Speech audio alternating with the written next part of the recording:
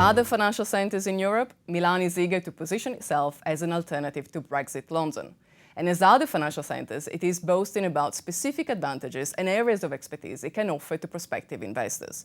But there is one area that holds great potential and that is yet to be fully supported by Italian policymakers. This is private equity. To discuss the importance of private equity in Europe and to Milan, I am joined by Nino Tronchetti Provera, co-founder and managing partner at private equity fund Ambienta. Nino, thank you for joining me. Thank you very much for inviting me. So let's first frame the importance of private equity in Europe. I know you have plenty of figures to discuss with me.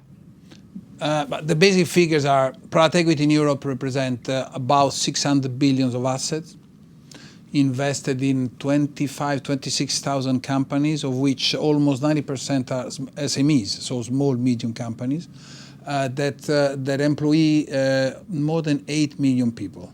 So roughly one European out of 19 that works does work in a company owned by private equity.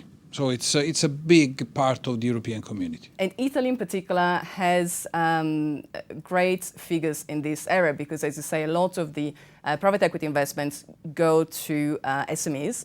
And about, I think, 80,000 SMEs in Italy alone work in manufacturing. So this offers an incredible pool of potential destination for private equity investments.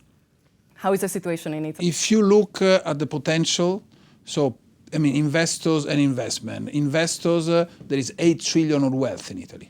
One of the richest, Lombardy is the richest region in Europe. So there is a lot of money that might flow into private equity. On the other hand, as you well said, Italy and Germany do represent more than 50% of the small, medium businesses in Europe. It's not a data everybody is aware of. And Italy has got a little bit more than Germany. Okay? So this should be the heaven of private equity. We speak a lot in Italy about the issue of succession of these small, medium businesses. I always refer to the issue of succession and the issue of sophistication, because when these companies want to go international, they have to deal with, the marketplace is asking for lean manufacturing, just in time, digitalization of the supply chain, cash pooling, stuff that for these old people, brave like lions that created these companies, might be hard to deal with. We all discuss about some 90% of the economy, small, medium businesses financed by banks. Now, how do you solve all this? Again, it's private equity. If you look at the actual figures today, the famous almost 600 billion that are represented in Europe, I think 270 are based in the UK, managed from the UK. 130 are managed from France, almost 100 from the Nordics. 60-70 billion from Germany. Italy is a little bit more than 10, including the Cassa Depositi e Prestiti. So if you don't take into consideration that chunk, it's really small numbers. Historically, private equity in Italy hasn't evolved as in many other countries. It was very easy for investors to invest in Italian public debt because it was yielding 10-11%, so that there is an historical justification to that. The regulator has always been regulating private equity as they are regulating banks. I have 11 bodies controlling my GP in Milan.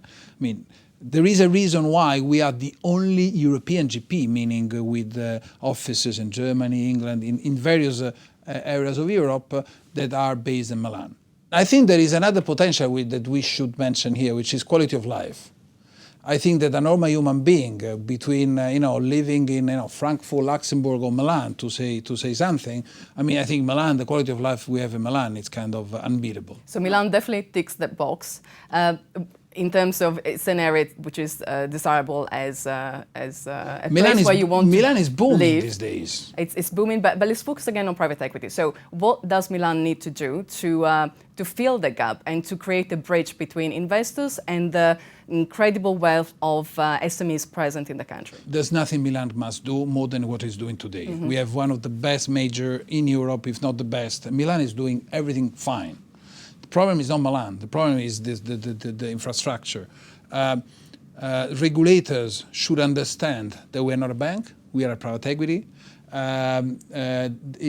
are the only country where carry is not regulated yet. To establish a GP, you must put on the table more than €1 million of cash, while here in the UK, a few pounds and you're fine. For instance, there must be tax certainty, which is not something that Milan can do. It's something that you can only do nationwide.